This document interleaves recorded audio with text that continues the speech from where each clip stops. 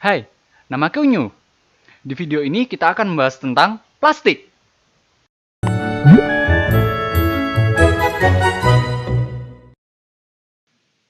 Plastik merupakan salah satu benda yang sangat dekat dengan kehidupan kita.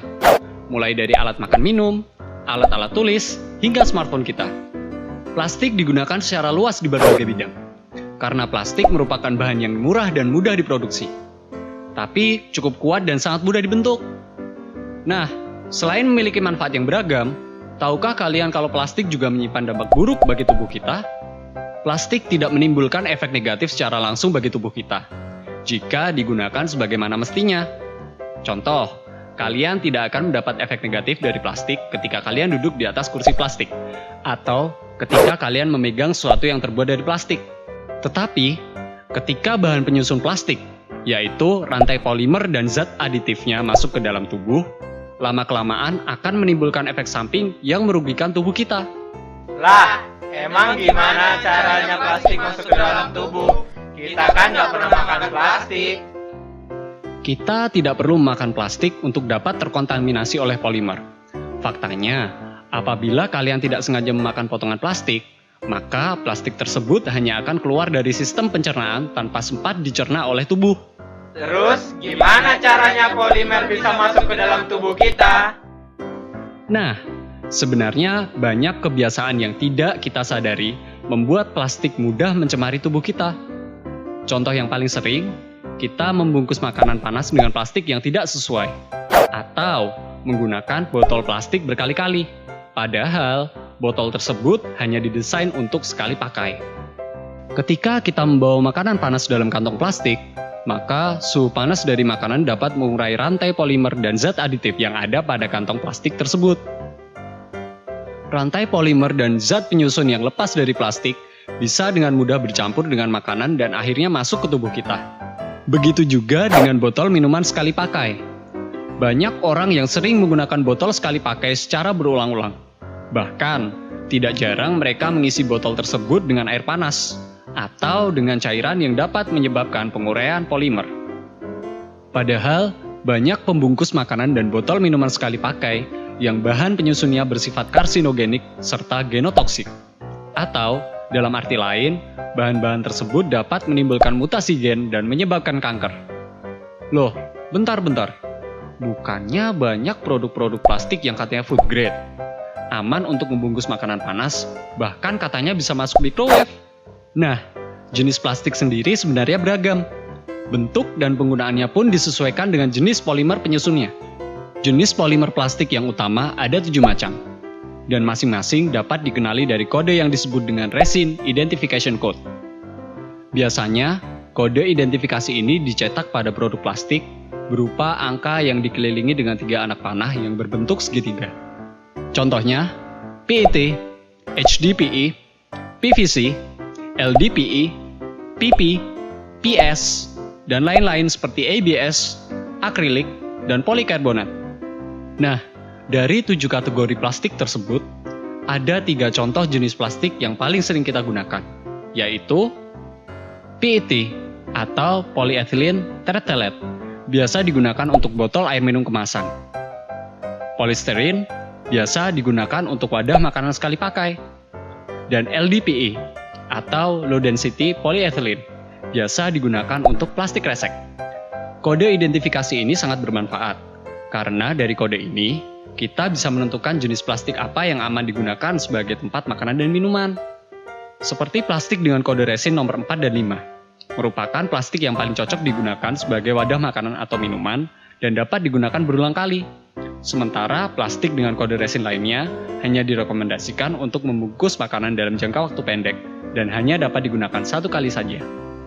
Setelah mengenal berbagai jenis plastik, kita haruslah lebih berhati-hati karena ternyata penggunaan plastik akan berbahaya jika tidak sesuai dengan fungsinya. Maka dari itu, sangat penting bagi kita untuk lebih memperhatikan jenis plastik apa yang akan kita gunakan.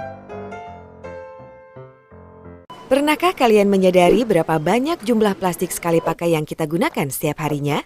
Mulai dari tas belanja plastik, sedotan plastik, kemasan makanan dan minuman, serta masih banyak lagi produk berbahan dasar plastik yang lainnya. Lalu, kemanakah semua sampah plastik yang kita gunakan itu berakhir?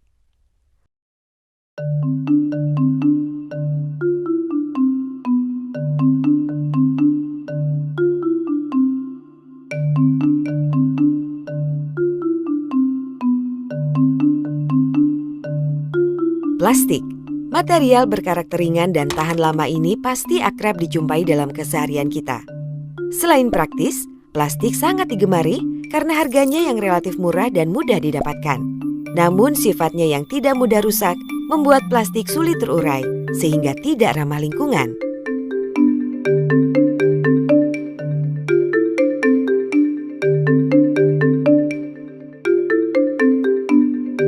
Sebagian plastik berasal dari material alami, seperti minyak bumi dan karet yang dimodifikasi secara kimia. Dengan mengurangi pemakaian tas plastik, berarti kita juga mengurangi konsumsi bahan bakar minyak yang merupakan salah satu sumber energi non-renewable.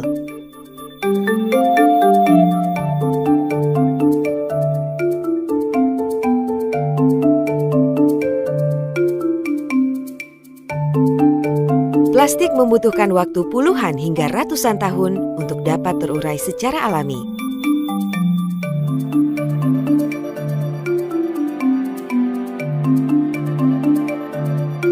Namun meskipun telah hancur dan terurai, plastik tidak akan benar-benar hilang, akan tetapi berubah menjadi partikel plastik berukuran mikro atau yang dikenal dengan sebutan mikroplastik.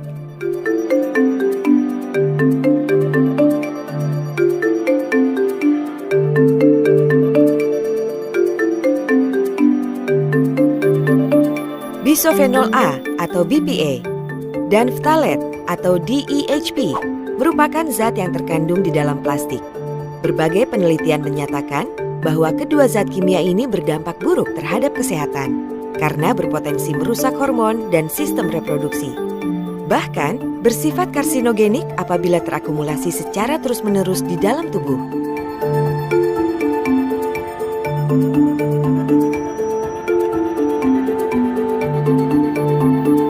Dengan meningkatnya produksi plastik global, jumlah plastik yang terbuang ke laut juga akan jauh lebih besar.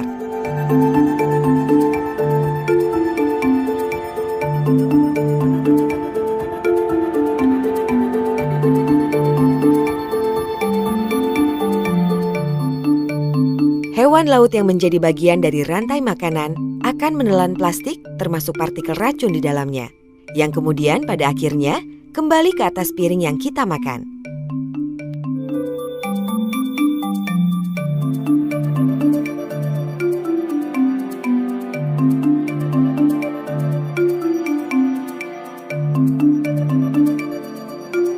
Kita memang tidak dapat menghentikan masifnya produksi plastik, karena dibutuhkan peran serta dari semua pihak, termasuk pemerintah selaku pembuat kebijakan. Lalu, apa yang dapat kita lakukan? Semua orang dapat menerapkan prinsip 3R dalam keseharian. Cara termudah adalah dengan mengurangi penggunaan produk plastik sekali pakai, misalnya mengganti kantong plastik dengan tas belanja.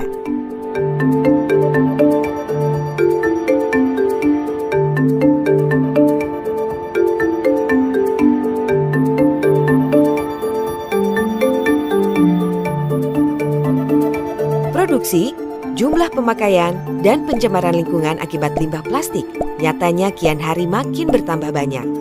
Bisakah kalian membayangkan bagaimana nasib bumi beberapa tahun mendatang apabila kondisi ini terus-menerus terjadi?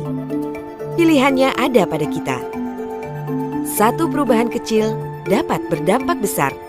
Maka, mulailah dari diri kita sendiri, mulai saat ini.